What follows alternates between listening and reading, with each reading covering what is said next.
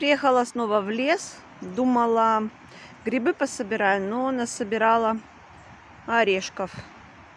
Полно, все деревья усыпаны, они уже спелые, сами обсыпаются. А вот грибов не нашла ни одного. И я вот подумала, может быть, в этом году и не будет грибов, потому что орехов в прошлом году вообще не было практически.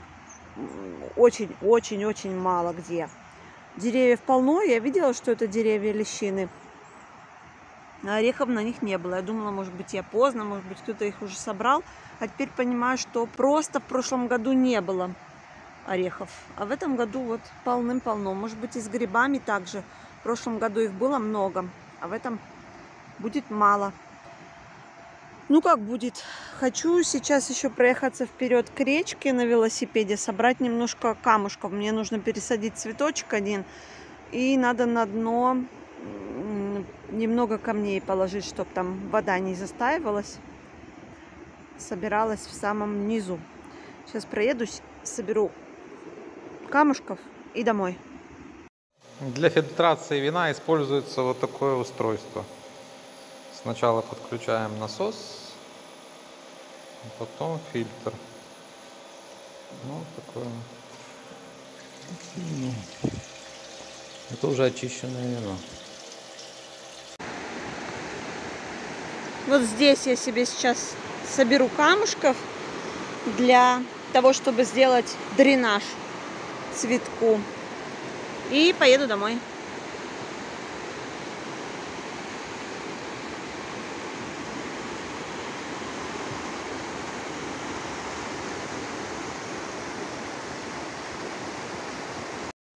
Насобирала камушков, буду вот этот цветочек пересаживать из маленького горшочка в чуть-чуть более крупный, но главное то, что он белого цвета. Я хотела в белый пересадить. Вот на дно насыпала камни, чтобы сильно больше объем, во-первых, не увеличивался горшка, во-вторых, этот горшок без дырочки на дне, поэтому нужно сделать дренаж, чтобы корни не застаивались в воде. Пересажу его и полью. Я сегодня иду одна пешком, там, где мы вчера с Витей ехали вдвоем на велосипеде. Так, я, наверное, пойду по этой дороге. Мне надо вон туда, в церковь.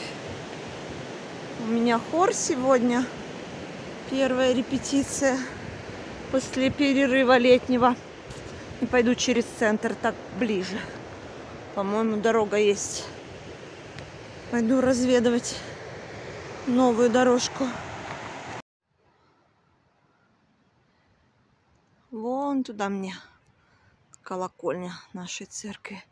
Слева кукуруза растет, запах такой свежей травы приятный. Мне сразу вспомнилось мое детство, и как мы у бабушки в деревне тоже ходили много. Между деревнями было большое расстояние. А бабушкина деревня в Беларуси была такая далеко от цивилизации. И в район надо было пешком ходить, ну или на велосипеде, или на телеге. До электрички нужно было тоже таким же образом. Или пешком, или на велосипеде, или на телеге. Так.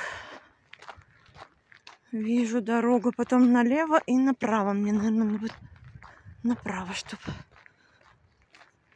уменьшить расстояние, не обходить вокруг. Даже немножко раньше я пришла. На 10 минут. По-моему, еще не закончилась служба. Подожду на улице. А вот там наш Сан-Витторе.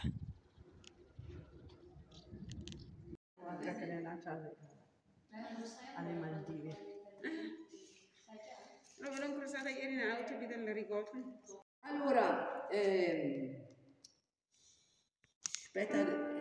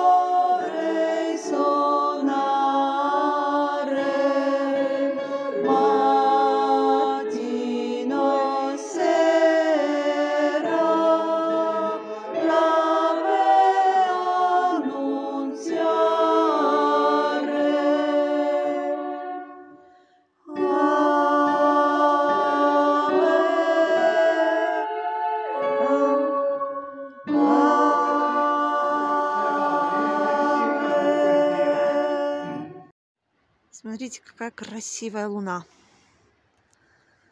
Почему-то на телефоне она не такая красивая, как в жизни. В жизни прям такая четкая, красивая, круглая. Иду немножко пешком, но недалеко, не так, как туда я шла. Подвез меня Лоренцо. Он меня всегда, наш пианист, дирижер, не знаю, как сказать. Он меня всегда вез до самого дома, потом разворачивался и возвращался назад к выезду на автобан, потому что он живет дальше, чем я, в городе, в Беленсоне. Но чтобы не ехать по проселочной дороге, ему приходилось возвращаться на автобан и съезжать там на автостраду. Но я сегодня решила, что у меня достаточно знания итальянского, чтобы сказать ему, чтобы он меня высадил возле въезда в Сан-Виторе. Не съезжал с автострады, как бы сразу поехал на автостраду, а я себе тут немножечко пройдусь. Вот уже Сан-Виторе, тем более по Швейцарии как-то спокойно. Даже в 10 часов вечера могу идти. Максимум, кого я боюсь, это какого-нибудь оленя или кабана дикого. И то здесь, там где свет, дорога, кабанов не встречала. Вот олени бывают иногда. С левой стороны, кстати, буду кладбище сейчас проходить. Дома, наверное, боялась 10:30 вечера идти мимо кладбища. Речка. Там еще лампадки горят на кладбище. Вот. Машины изредка проезжают. Ой, лампадки горят в нескольких местах. Первый раз так вижу, но не видно ничего. Я, собственно, как-то раньше по ночам мимо кладбища и не прогуливалась. Вот уже наш Сан-Виторе. За этим домом почта. А там уже и наш домик. Здесь вот там церковь не видно наша. Все, иду домой и спать.